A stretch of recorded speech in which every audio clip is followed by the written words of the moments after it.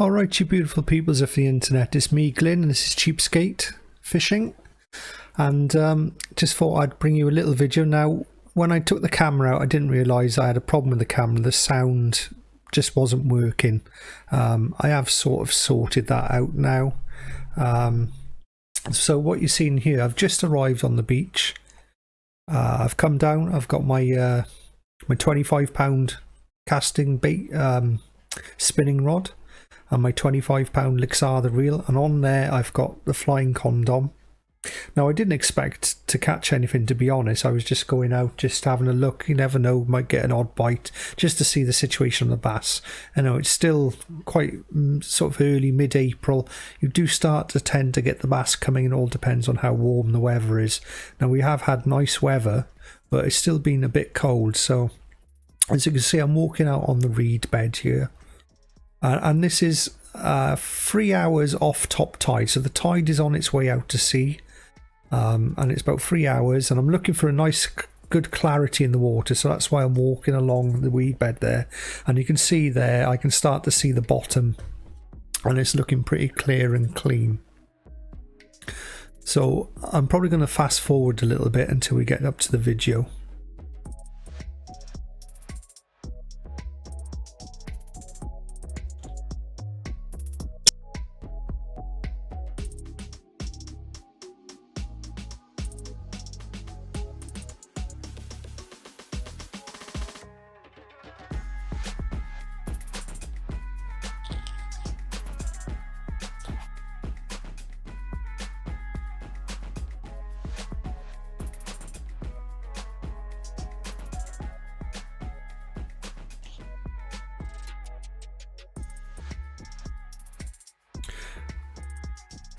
Right, so I arrive in the spot here now, and of course my first cast is only a gentle cast because I'm using braid. I like to get the braid wet, so the first cast doesn't really count as far as I'm concerned. I'm not trying to catch a fish, and all I'm doing here is getting the braid nice and wet, and that's where the strength in braid comes from. And I use Seaknight braid.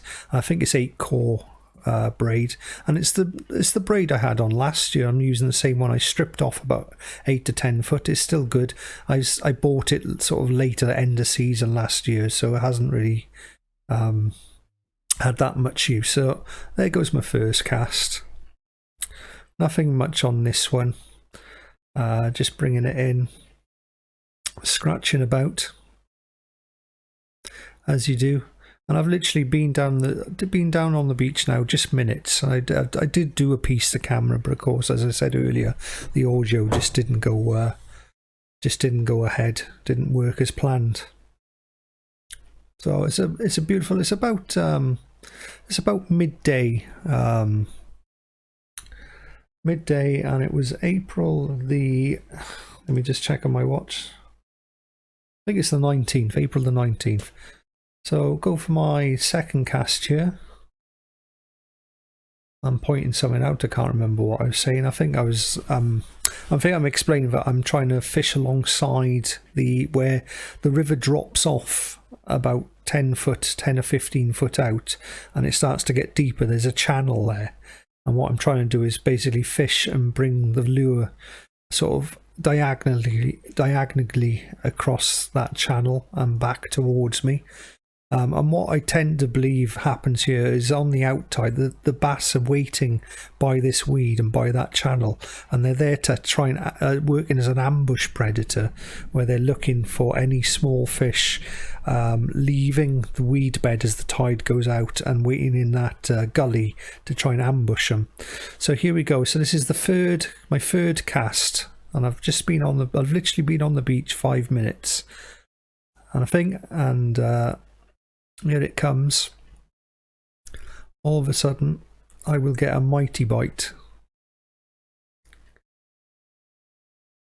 And there, bang, straight in. You can see it bent the rod double. And I thought, God, that's unusual, because I was expecting if I was catching a bass, I'd catch a schoolie. But when you see this bass that comes in for an early summer bass, this is one of the better ones I'll be catching this year. Now, I will say, I didn't expect to catch anything today, but I completely haven't done my homework, so I still hadn't checked at this point what this year's rules are regarding keeping bass, and obviously the size limit's going to be the same, 42 centimeters. This bass was way over that, and again I even forgot my tape measure, but I know roughly by putting it against my feet what size it is, and he was around about, I would say, 48 to 50 centimeters in length. It was a good size, and he was a fat old quite a fat old bass. So because I'm up to my waist in water here, so I can't, and I've got one hand on the rod. It's got a treble hook in the lure on the flying condom, so I didn't want to really try and mess about with him while I'm waist deep in water, because I want to put the rod down so I can unhook him tidy. So what I'm doing, I'm just dragging him back through the weed, trying to keep him on the surface to try and unhook him in a better manner then on the shore. So I'm just taking him for walkies now, and back he comes. And I will show him to the camera in a bit. And again, I'll have to get better at showing the bass to the camera, because I tend not to hold them up for too long. When I'm putting a bass back, I'd like to put them back quick. I don't like to keep a fish out of the water for any length of time. A flatfish you could probably keep out of water for 2 hours and it'll still go back fine. But with the bass, you know, I don't really want to be dragging him across the rocks and that, so I drag him into about 2 or 3 inches of water here, and this is where I try to pick him up. Again, I'm trying to stop him from getting damaged. I do care about the fish. Even if I was going to keep him, I still wouldn't be cruel. I don't like that when people are just slapping him on concrete and really, you know, in the hot sunshine and all that. That's not the way I like to do things. I like to respect the animal, either if you're going to kill it or if you're going to put it back. So you can see he's got a big old wide mouth on him. Literally get my hand.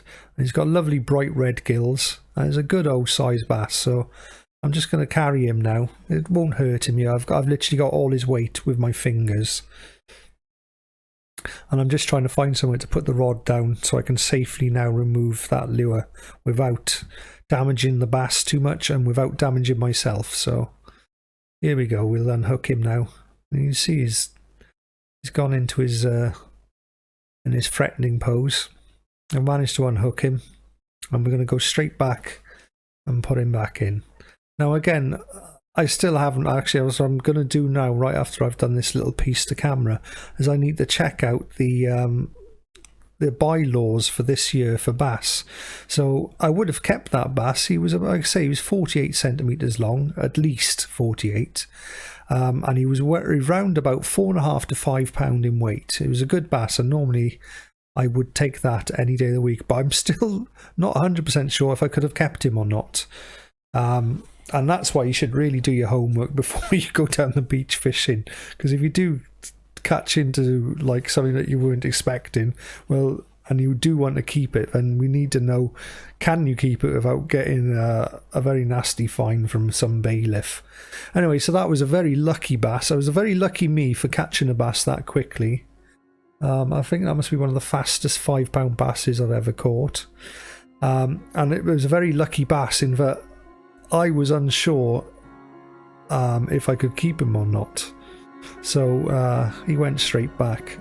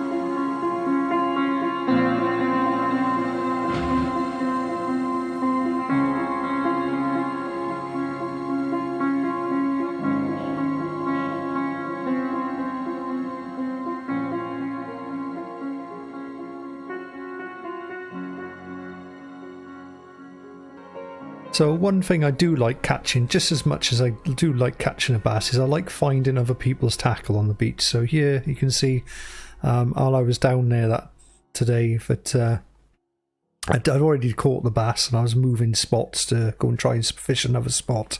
And I've come across some fishing line, and I'm looking at the end, trying to find the end to see what's on the end.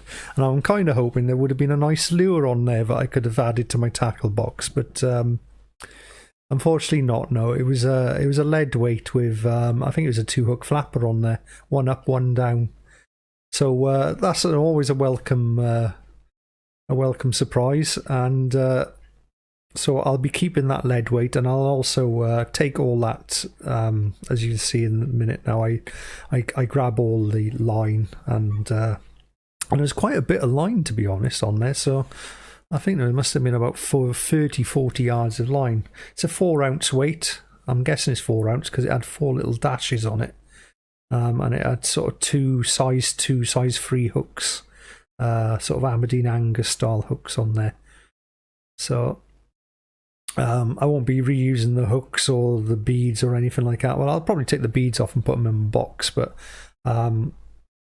what I'm doing is I'm just pulling out all the leftover line. And of course, it's like no one really wants to leave this stuff on the beach. The fisherman that left this didn't leave it on purpose. He may have came back, or he may have been a visitor, but with people and guys like me that regularly walk these areas, I'm more than happy to pick this up, keep the weight. That saves me money. I mean, I would say 90% of the weights in my fishing tackle box I have found on the beach, simply because I'll be out there spinning and I will come across a weight. So even better than catching the bass, which I ended up putting back, I got a free bit of tackle. So a really good day. And I was literally only out there I was out there about an hour and a half, 2 hours. Caught the first bass in 5 minutes, and then I went to a different mark and did a little bit of practicing the walk the dog with a surface lure. So there I am. I'm just going to stuff that little weight away, and now I'm going to wrap up the leftover cord so it's not going to be in the environment. And I was going to put it on the bin in the beach, but I forgot and left it in my bag and took it home with me. But I will bin it while I'm here, and it'll go in the recycling. I'm not sure if they can recycle it. Well, they definitely don't want to be recycling the bit of seaweed with it, but so I pull that out. And there it goes in the bag, ready to be taken home, and we'll sort that out. So anyway, so I'm probably going to leave you with a little bit of B-roll. I've got some footage of that I took using the drone the other day. And so this has been Glyn, and this has been Cheapskate Fishing. And if you like this sort of thing and this sort of content, then give us a thumbs up and consider a subscribe. No skin off my nose if you do or don't. I just enjoy making these videos. Anyway, that's me. It's Glyn out, beautiful peoples, and I'll see you on the next one now. Bye bye.